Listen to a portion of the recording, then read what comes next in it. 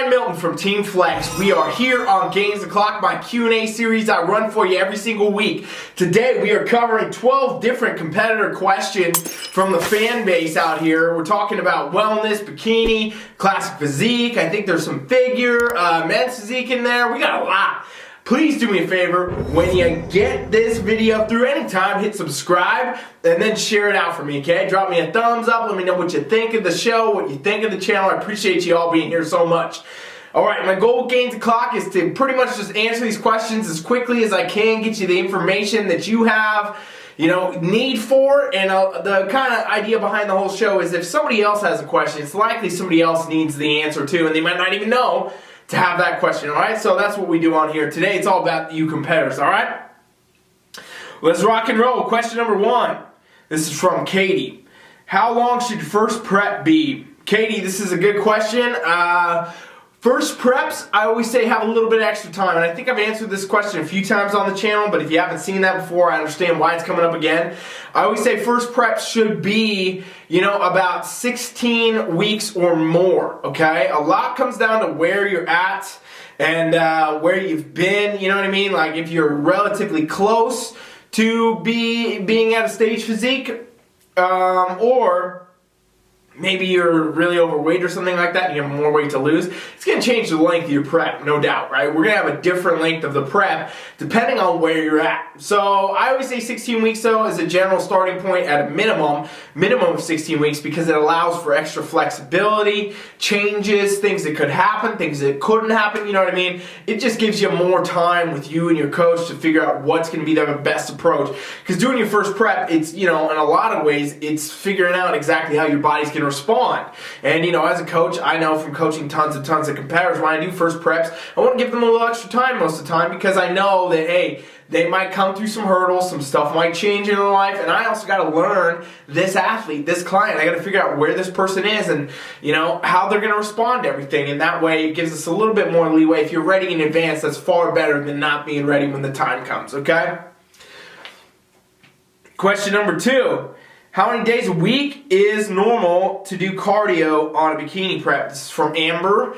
Amber, great question. So cardio is going to be pretty strict down to where your actual physique is in relation to where it needs to be, okay? So you might be doing cardio every day. Depends on if you need it or not, right? I mean, the goal at the end of the day is to get to your competition in place and do well, right? So if you need the cardio to get to that spot, because let's say you're holding more body fat than you should be at whatever point in your prep, and maybe you're already dieting, maybe you don't want to diet further, or your coach doesn't want to diet you down more, you might need to be doing more cardio. For me, when I coach competitors, I try to avoid doing as much cardio as possible, okay? So cardio is a last resort for me as a coach. I'm trying to coach with training and nutrition for the majority of what I'm doing to attain competition physiques with my clients, okay? And some of my competitors, bikini girls, wellness, men's physique, etc., they get through whole preps without doing any cardio. Some people I have to program them every day. Some people need it every other day. It's just all individual, all different. Really based on the person, really based on the physique. This is why it's a great thing, to have a coach that can learn your body, figure out what's going to work best for you, and can get you to the end game. Because, there's a million generic things you could Google or, other competitors would say, oh, do this, do that. But in reality, it's all coming down to you anyway. Every physique is different. Every athlete is different. You are different than everyone else. And so the way that you got to go about your prep is going to be different too.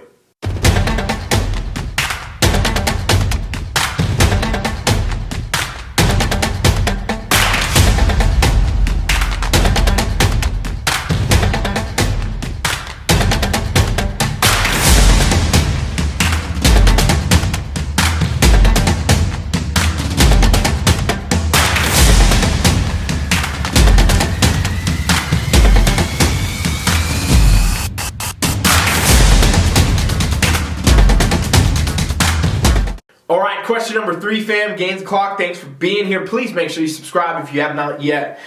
I'm 8 weeks out and I don't feel lean enough for my competition. Should I be freaking out? This is Jessica.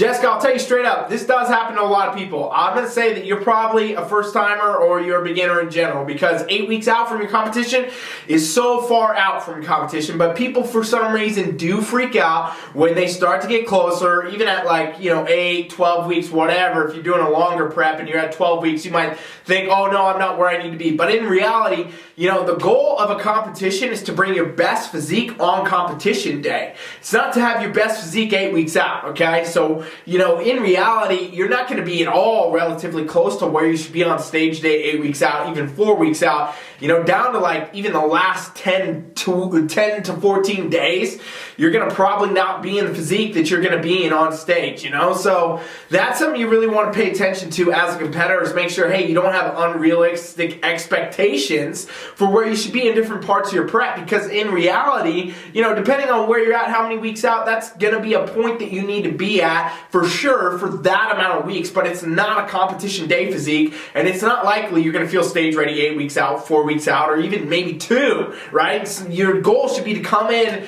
to your physique and your best physique on competition day, because that's what matters. It doesn't matter where you're at 8 weeks, 4 weeks, 2 weeks, even out. It's going to matter what shows up on comp day. So really important that you make sure you understand that as a competitor, otherwise you'll get in your own head and you'll do the wrong stuff. This is why it's great to have a coach, somebody like me, right? If one of my clients does this, which they do all the time, let me be honest, they'll come at me and be like, hey, I'm not feeling ready, I'm not feeling good, I'm not feeling here and there. And I'm going to say, you know what? Stick to the fucking plan, okay? Zip your mouth, stick to the damn plan, because I already know where you should be, and you're actually where you should be. Even though you don't feel it, it's going to pay off, right? And so you got to have somebody that's going to keep you in line when your brain goes on you, because it will. It's part of the process. You're going to second guess everything. You're going to be concerned all the time about where you're at. And at the end of the day, if you make it or you don't, will come down to if you can be consistent despite the thoughts that are in your damn head, all right? Hope that helps you out there, Jessica. Okay, question number 4. This is from Melissa. I've been doing the same meal plan for 4 weeks straight, and I'm getting so bored, but my coach won't change it. Is this normal? Melissa, I will say I don't even put people on meal plans for the most part. As a TeamFFLEX coach, we're not doing that. We do macros for the most part, let people have more variety, let them have more flexibility, let them, kind of pick their own meals most of the time. Now, if somebody on our team wants a meal plan, yeah, we'll build one. But is it going to stay the same for, how long did you say? You've been on it for 4 weeks straight. Yeah, I mean, no, I wouldn't do that. I would say that's not normal. I would say that's normal if you have a very not dedicated, on the lower tier kind of side of coaching and coach.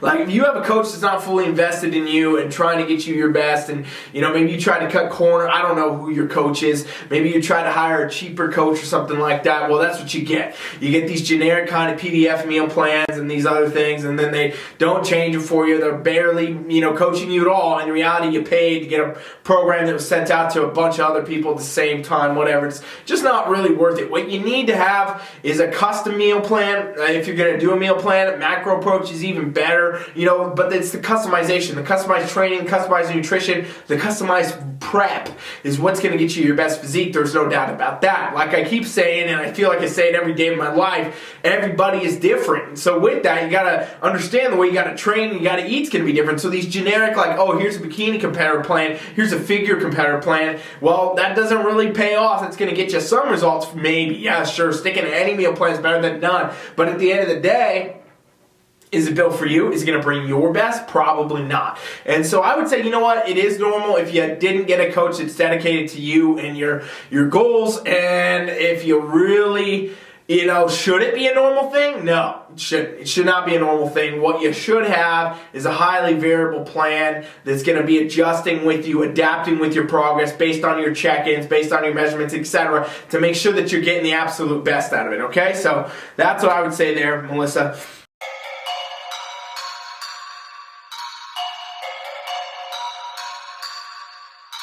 I think I'm playing chess, I see a king, I'm at his neck.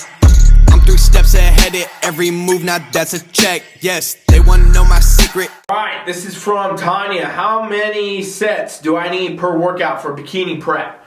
This is actually a good question because a lot of competitors, people trying to get ready for shows, way overtrain, especially bikini competitors, because they think that they have to attain these crazy amounts of muscle. But in reality, it's not a crazy amount of muscle you got to have in bikini. You want to have shape, you want to have the right proportions, but you don't need an insane amount of muscle. This is not like figure or women's physique or anything like that, right? It's not a super muscular division, but you do need the shape. But so I feel like I'm going to say the same thing again. I don't want to say the same exact thing. First thing I will say real quick, and then I'm going to get off of it, is you got to have something built for you. So it depends on where you're at. Depends on where your physique is, okay? I feel like I say this all the time, and I do. I've already said it like 8 times in this video alone. You got to have custom stuff. This is why I tell you. This is why at TeamFFLEX we do everything custom. In fact, if you want to experience that, go to TeamFFLEX.com right now. Anybody watching this, you can try a free trial. Just put your email in. It's custom for you. But in reality, you know, you got to think about the fact that every workout's going to be different.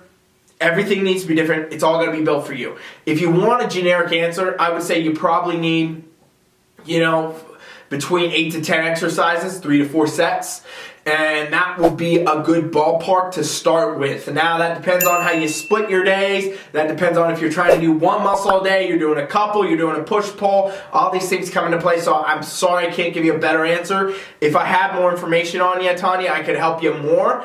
I strongly encourage you to just go to my website and I'll talk with you about this there. TeamFFLEX.com, subscribe, free trial, and we'll get you on the other side. Alright, question number 6 is from a men's physique competitor here, James. I'm doing men's physique this season. How high should my arms be in the back pose? I've seen a lot of conflicting things online. Great question, James. Arms on your back pose, you want to actually keep your lats kind of, you know, drawn in more. So you want to have your arms kind of teetering down a bit. Okay? A lot of for a while, men's physique posing was like going straight out. The arms were like way up here, and that was almost getting to be the point where you looked like you were an airplane, okay? You know, those competitors out there, and it was narrowing the lats. That's what the issue was. The judges, you know, looking at you from the back when you got your arms way up, it actually narrows your lats. So you actually want to draw down more, right? And keep your arms more at an angle so you can flex the lat and show that taper, because that's what the scoring is really, you know, heavily on right there in the shape proportion of the back pose for men's physique. So don't put your arms up too high. I know there's a lot of stuff that's conflicting, a lot of pictures that look conflicting, a lot of pros doing a lot of different stuff. I know from speaking with some of the top level judges that they definitely want to see you draw your arms down more, bring the lat shape through, because that's what they're looking at, okay? So don't put your arms up too high. Question number 7. How much ab definition should I have in wellness? This is from Amy. Okay, wellness is coming up. It's been going. It's, you know, we only got one comp under the belt right now for that, but there's a lot more coming, and a lot of questions have been about this. Where's the ab definition and things like that got to be? Well, for the abs, it's actually not a super score area, just like it isn't in bikini, okay? So abs can either help you or hurt you. You don't need them either way. What you got to worry about in wellness and bikini, for that matter, we can just kill 2 birds, 1 stone. The abs are the same deal here, where they want to see you have a flat stomach, you know, but they're not trying to look for a 6-pack. You're not getting scored on a 6-pack. In fact, if you are showing a really lean 6-pack, a lot of times that can score you down in both bikini and wellness, because it kind of shows overall that maybe you're too conditioned for that division. The conditioning for both of these should be pretty on par, right? We're obviously looking at more leg development, more glute development, etc. in wellness than in bikini, but as far as conditioning goes, these should be pretty on point, meaning, hey, we're not looking for the striations. We're not looking for the separations. We're not looking to see all your muscles. They want to see your shape, your symmetry, your size, your proportion with a right level of conditioning, which is a softer level of conditioning for these divisions, okay? So you don't want to show too much muscle, otherwise it's going to score you down. So with that, the abs can hurt you a lot of times if you're actually too lean there, because it kind of gives a hint to the judges, okay, she's showing a 6-pack. Well, that might mean she's too lean. Now let me look at these areas. Oh, that is too lean. Score down, right? So that can actually hurt you more than help you most of the time. Since the abs are not something they're specifically looking at or scoring for that matter, like, oh, does she show 2, 4, 6 abs? It's not a factor. You got to have a flat stomach, and then you got to know how to present well. The oblique is something that's a little bit different. You do want to show an oblique soft cut most of the time in these divisions, but other than that, it's not super important. Don't focus too hard on the abs. Don't try to bring in really hard conditioning in the abs either, because it can honestly score you down.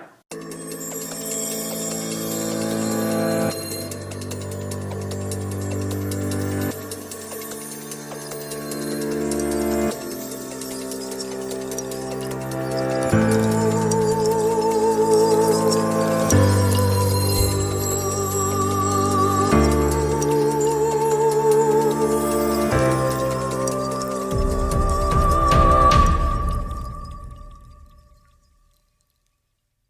we're rolling through, fam. Please make sure you subscribe. If you haven't yet, share this video out for me too. I appreciate it. Okay, so this is from Martin. This is talking about classic physique. How do I get the chest girth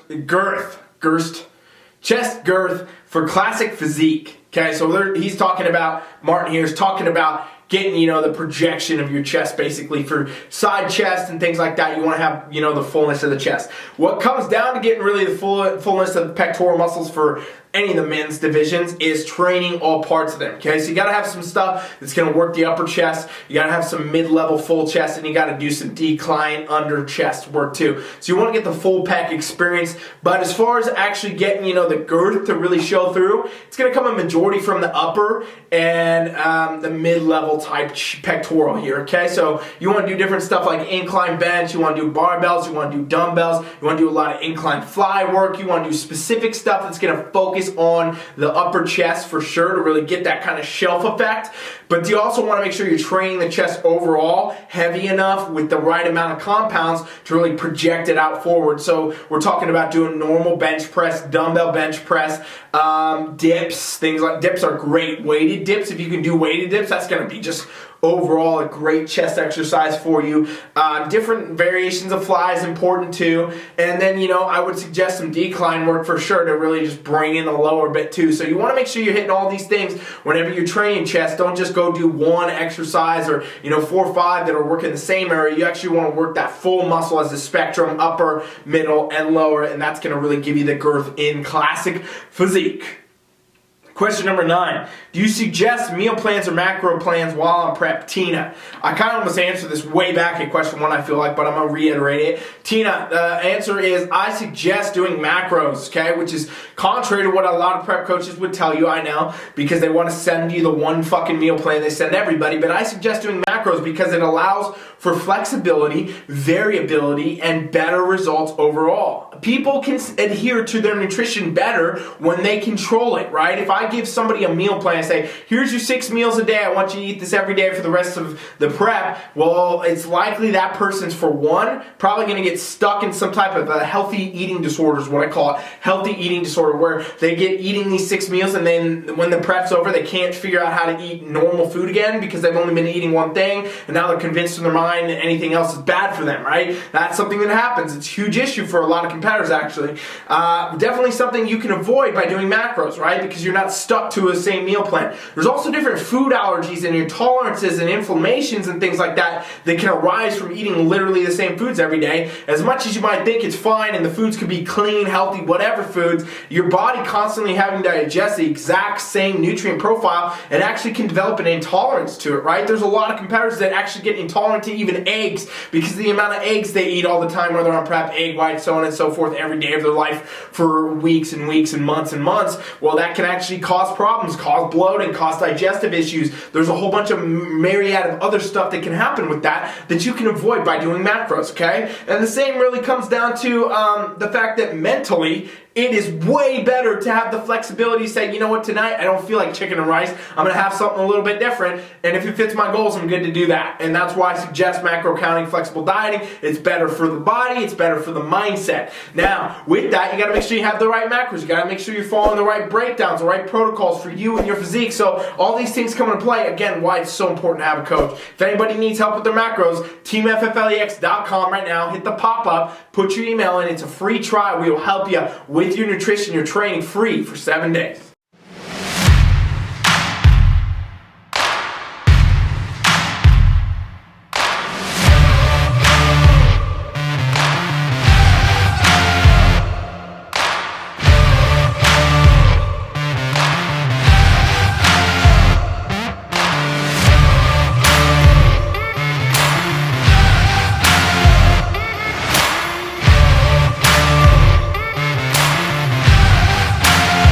Question number 10 is from Michael. Are cheat days a good thing on prep? Cheat days on prep, Michael. It depends on who you are and what you're doing. First thing I want to say there. Secondly, I would suggest against cheat days because in general, it's just not the best form of going about your nutrition protocol. What I do suggest is flexible dieting. So having a little bit of the ability to choose your foods, maybe fit in some of your cheat foods, you know, even daily if you wanted to, but in the right amount that fits your macro goals. Cheat days almost encourage in a lot of ways a binge eating type disorder because basically you're adhering to a very strict diet for X amount of days and then you're going to go off on a cheat day and eat whatever you want and, you know, then feel like shit, recover from it, go back to your other nutrition, wait for the next one.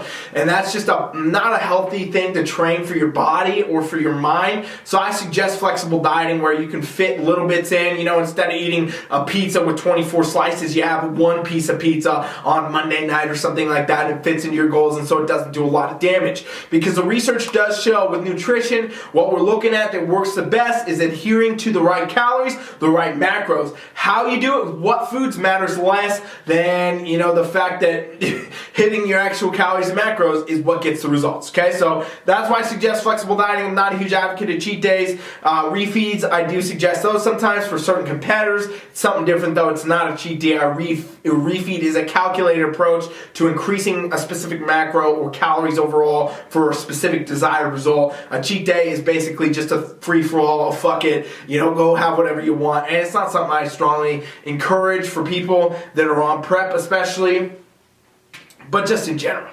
All right? Question number 11 right here. We got 2 more to go.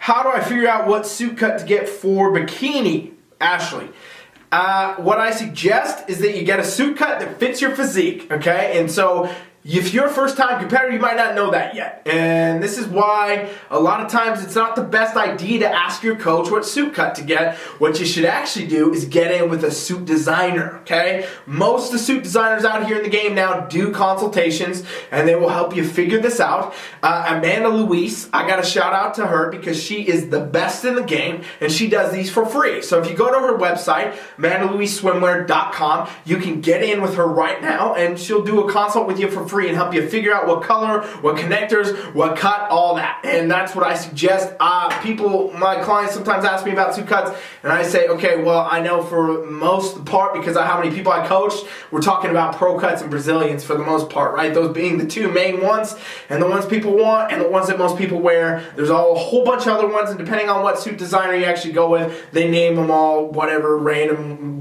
they decide, basically. So it can be very confusing. I suggest getting in with a consult. Go to Amanda Luis, and she can help you for sure. Question number 12. Should I train legs for men's physique? And this person wanted to remain anonymous, probably because, men's physique gets some bad reps sometimes for not training legs. But all the men's physique compares I train do train legs, okay? I think it's important still, even though it's not necessarily being scored right. They make you wear the board shorts because I'm not looking at the quads, so on and so forth. It does help to have balance in the physique, I believe, as a coach, more so than not at all, right? Sometimes we see men's physique compares that literally you can tell they do not train any legs, and it just looks a little bit ridiculous sometimes, and the balance is just totally off. Balance is already pretty off in men's physique as it is, you know what I mean? Meaning, like, we're not looking at the legs, they're not looking at the thighs compared to the shoulders, so on and so forth, like they do in bodybuilding and other divisions, but they're still looking at, you can still see the calves, and it is a more balanced, more symmetrical, just overall a more,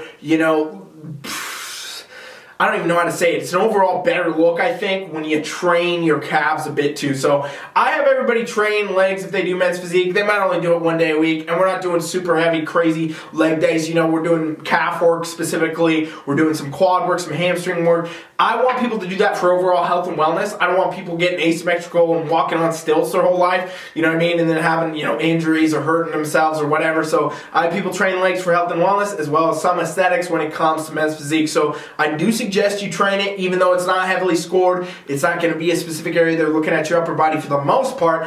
I do believe for your health and wellness as well as sometimes a better aesthetic to train your legs in men's physique. Alright fam, thanks for watching Gainz the Clock. I'm Ryan Milton from TeamFFLEX. Please make sure you share the video, subscribe to the channel, and anybody who's watching, if any of this stuff was helpful, I suggest you go to the TeamFFLEX.com right now, TeamFFLEX. TeamFFLEX.com. There's a free trial for our coaching. It's going to pop up. All you do is put your email in. It's free trial. Nothing to pay. Nothing at all. I'm not even going to get your card info or anything. You just go in there. It's totally free to invite you to our coaching app. Me or one of my coaches will set you up. We'll work with you. We'll help you where you're at free for 7 days. We just want to do this as a give back to the community, to the fitness world, to all you competitors out there. We appreciate you so much. We want to help you do better, get further, win these damn comps, right? So if you're interested in experiencing world-class coaching, literally world-class, for free, you go to TeamFFLEX.com right now and you can do that. It's a free experience. You'll love it. And we'll get you in the coaching app. It's really cool. It's just overall, it's a value add. You should check it out. There's no reason not to. I don't even know what else to say about it. It's a no-brainer to me. Like, go do it. It is a free trial, world-class coaching. Go check that out. Thanks for watching Gainz the Clock. I'm Ryan Milton from TeamFFLEX. Once again, subscribe to the channel. Share the video if you haven't yet. Thank you so much. Coach Ryan is out.